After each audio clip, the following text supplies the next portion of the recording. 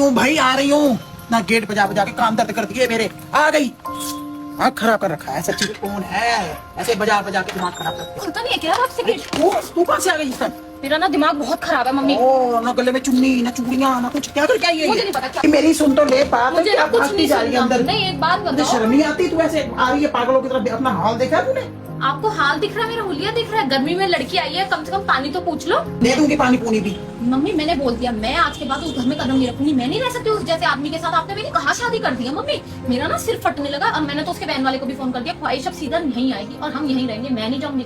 मेरा जो भी सामान है ना इस हफ्ते के अंदर अंदर लेके आना, बस। मुझे नहीं पता, मेरा दिमाग खराब हो इतना गया। बड़ा डिसीजन लेने से पहले तूने मुझसे या पापा से पूछा है? और दूसरी बात, जब तेरी हमने सगाई करी थी तब तो तूने बड़ी गप्पे मारी, तब तो तू घूमने भी चली गई उसके साथ, तब तो तू बड़ी तारीफें करती थी, आदमी बड़ा अच्छा है मेरा। और अब तेरी शादी को कितना टाइम हो गया और उसके बाद कभी शिकायत नहीं मिली? ससुराल बहुत अच्छी है और वन सवल्ले तूने कपड़े पहने, वन सवल्ले तूने ऐसे करी, कोई खाने की कमी नहीं, पहनने की कमी नहीं, कुछ रोक टोक नहीं। ऐसा कैसे अपा मच गया ये हाल करके तू मेरे घर में मुंह उठा के आ गई? मैं भी कह रही कोई रोक टोक नहीं है, कोई मेरे ससुराल में कमी नहीं है, कोई मेरे सास ससुर में कमी नहीं है। मेरे को दिक्कत है बस मेरे आदमी से। क्या दिक्कत है? ना मेरी कोई बात सुनता, जैसे मैं चाहती हूँ वैसे नहीं रहता। वो कोई डमरू नहीं है कि तू डमरू बजाएगी तेरे हिसाब से। मर्द है वो, मर्दों की जिंदगी अपनी होती है थोड़ी सी। तो मम्मी मैं क्या हूँ फिर? मैं उसके क्या कठपुतली हूँ? जब वो कहेगा मैं वैसे करूँ। जो लेडीज होती है उसको थोड़ा बहुत समझौता करना पड़ता है, ऐसे नहीं होता है। मेरे से समझौते नहीं होते। मैं समझौता क्यों करूँ?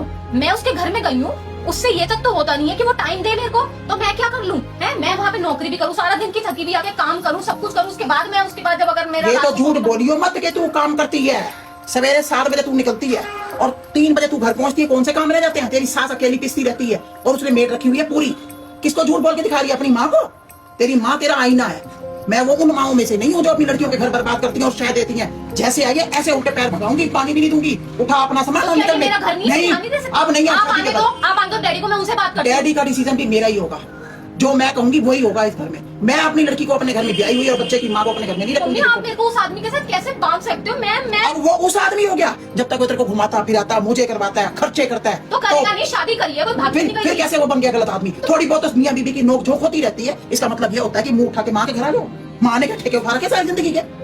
लोगों के समाज में मैंने रहना भी है, दुनिया को जवाब भी देने हैं। तो आपने जो अगर दिक्कत कोई परेशानी होगी तो बेटी कहाँ जाएगी? बात करके होती है बातें, बात करके बात होती है। ये नहीं होता कि मुंह उठा के बैग उठा के आ जाओ बिना चुनी लिए, करना हाथों में कुछ ना, माथे पे बिंदी ना, कुछ ना लेना देना।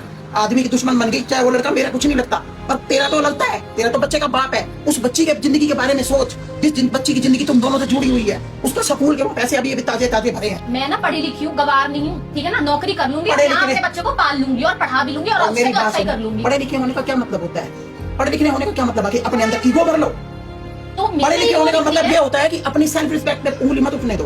पर ईगो नहीं अच्छी लगती किसी भी मर्द को। औरत के अंदर ईगो नहीं आनी चाहिए।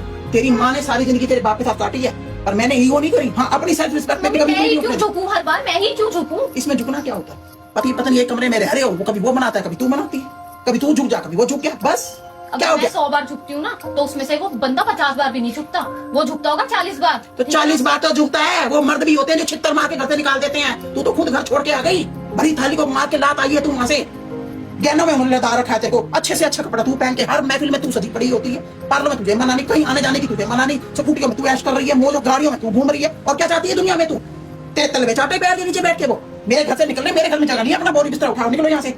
ऐसी माँ नहीं हो मैं जो लड़की को शायद उछलती फिरती आई है मेरे घर में। तू एक दिन नहीं रखूंगी, चाहे मेरा बेटा नहीं है तब भी नहीं रखूंगी। अगर मेरा लड़का नहीं है ना, दो मेरी बेटियां, मैं तब भी नहीं रखूंगी तुझे।